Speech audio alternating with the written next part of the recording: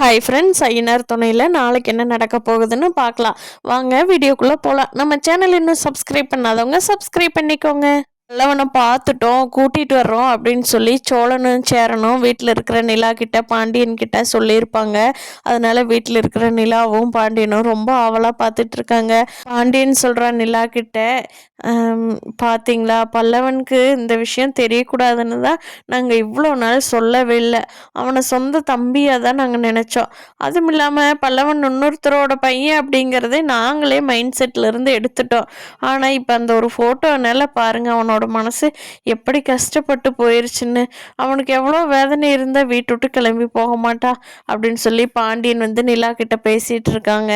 பொதுவாகவே பாண்டியன் நிலா கிட்ட எந்த பேச்சுவார்த்தையும் வச்சுக்க மாட்டாங்க. ரொம்ப கூச்ச சுபாவம் உள்ளவர். இந்தாங்க சரிங்க அப்படிங்கிறதோட நிலா கிட்ட நிறுத்திடுவாங்க. ஆனால் இன்னைக்கு அவரே நிலா கிட்ட புலம்புறாருன்னா எவ்வளோ மனக்குமுறல் இருந்தால் புலம்ப மாட்டார். ஆனால் இதையெல்லாம் கண்டுக்காம அவங்க அப்பா நல்லா படுத்து தூங்கிட்டு இருக்காரு. எங்கே போயிடுவேன் வந்துடுவேன் அப்படின்னு இவங்க பேசுறதுக்கு பதில் சொல்லிக்கிட்டு படுத்து தூங்கிட்டு இருக்காரு. பல்லவனை சேரனும் சோழனும் கூட்டிகிட்டு வந்துடுறாங்க. பாண்டியன் ஓடி போய் கட்டி பிடிச்சிட்டு அழுகிறாரு. எங்கடா போன, என்னடா, நான் உன்னை எங்கெங்கெல்லாம் தேடணும் தெரியுமா? எங்கள் மனசு எவ்வளோ கஷ்டப்படும் நீ நினைக்க மாட்டியா பல்லவா? உனக்கு அந்த ஒரு நியூஸ் தான் பெருசாக போச்சா? நாங்கள் 3 பேரும் உன் மேலே எவ்வளோ பாசம் வச்சுருக்கோம் தெரியுமாடா? அதை ஏன்டா புரிஞ்சுக்காம இப்படி போன அப்படிங்கிறாங்க. பல்லவன், அண்ணன் சாரிண்ணே, நான் எனக்கு ஒரு மாதிரி கஷ்டமாக இருந்துச்சுங்கண்ணே, அதனால தான் போயிட்டேன் அப்படின்னு சொல்லி பல்லவன் பாண்டியன் கிட்ட சொல்கிறான். சரின்னு சொல்லி எல்லாரும் ரொம்ப ரிலாக்ஸ் ஆகிட்டு சாப்பிட்டு படுத்து தூங்கிடுறாங்க. அடுத்த நாள் எல்லாரும் வேலைக்கு கிளம்பி போயிடுறாங்க. சோழன் அவர் வாட்டு கிளம்பிடுறாரு, சேரனும் கிளம்பிடுறாரு, பாண்டியன் கிளம்பி போயிடுறாங்க. பல்லவன் காலேஜுக்கு போகிற ஐடியாவிலேயே இல்லை. அதனால நிலா எந்திரிச்ச உடனே, பல்லவா வா கோயிலுக்கு போயிட்டு வரலாம் அப்படின்னு சொல்லி பல்லவனை கிளப்பி எப்பவும் போகிற முருகர் கோயிலுக்கு கூட்டிகிட்டு போகிறாங்க நிலா. அங்கே போய் சாமியெல்லாம் கும்பிட்டு வெயிட் பண்ணிட்டு இருக்கிறப்போ, வாடா போய் ஓரமாக உட்காந்து பேசலாம் அப்படின்னு சொல்லி நிலா பல்லவனை கூட்டிகிட்டு போய் ஓரமாக உட்காந்து கேட்குறாங்க. ஏன் பல்லவா, உனக்கு என்ன கஷ்டம், ஏன் இப்படி விட்டு விட்டு வெளியில் போன அப்படிங்கிறாங்க. அதுக்கு பல்லவன் சொல்கிறாரு, அண்ணி என்னால் ஒன்றும் ரொம்ப முடியலைங்க அண்ணி. அண்ணனெல்லாம் வேற அம்மா, எனக்கு வேற அம்மான்னு சொல்கிறது எனக்கு எவ்வளோ கில்ட்டியாக ஃபீல் ஆச்சாங்க தெரியுமா அண்ணி. நான் அப்படியே எல்லாரும் இருக்கிற வீட்டில் நான் மட்டும் அனாதையாக நிற்கிற மாதிரி ஒரு ஃபீல் ஆச்சுங்க அண்ணி அப்படின்னு சொல்லி பல்லவன் சொல்கிறான். ஏன் பல்லவா, உங்கள் 2 பேர்த்துக்கு அம்மா வேற தான். அவங்களுக்கு ஒரு அம்மா, உனக்கு ஒரு அம்மா தான், நான் இல்லைன்னு சொல்லலை.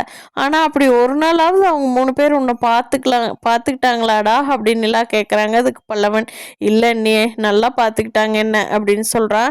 அப்புறம் ஏன்டா நீ அவங்கள அண்ணனா நினைக்காம விட்டுட்டு வெளியில் போன? இனிமேல் அப்படியெல்லாம் போகாது சரியா?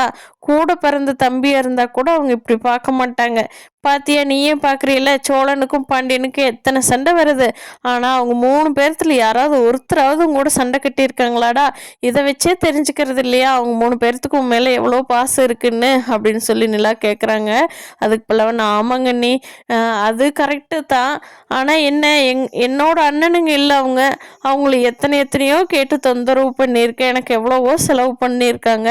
அதை நினச்சி தான் எனக்கு ஒரு மாதிரி ரொம்ப கஷ்டமாக போச்சுங்க நீ அப்படின்னு சொல்கிறான் பல்லவன். நிலா சொல்கிறாங்க, டே நீ அப்படியெல்லாம் ஃபீல் பண்ணாதடா, அவங்க 3 பேரும் மேலே ரொம்ப பாசமாக இருக்காங்க. அதனால் நீ அதை மாதிரிலே எதுவும் நினைக்காத. அவங்க 3 பேர்த்தையும் உன் கூட பிறந்த அண்ணனாவே நினச்சிக்கோடா. நீ வேறு மாதிரிலாம் ஃபீல் பண்ணாத. 3 பேர் ரொம்ப கஷ்டப்படுவாங்க பல்லவா அப்படின்னு நிலா சொன்னதை கேட்ட உடனே பல்லவனும் சமாதானிட்டா. நிலா சொல்கிறாங்க, இனிமேல் உன் ஃபேஸில் எப்போவுமே இந்த அழுகிறத பார்க்கக்கூடாது, எப்பவும் ஸ்மைலி ஃபேஸாக வச்சுக்கணும் அப்படின்னு சொல்லி சொல்கிறாங்க. ஓகே அண்ணி, இனிமேல் அப்படியே இருந்துக்கிறேன் அப்படின்னு சொல்லி பல்லவன் சொல்கிறான். பார்க்கலாம் ஃப்ரெண்ட்ஸ், கார்த்திகாவோட கதையை இந்த வாரம் தான் காட்ட போகிறாங்கன்னு நினைக்கிறேன். இந்த வீடியோ பிடிச்சிருந்தா லைக் பண்ணிக்கோங்க. நீங்கள் என்ன நினைக்கிறீங்கன்னு கீழே கமெண்ட் பண்ணுங்கள். தேங்க்யூ.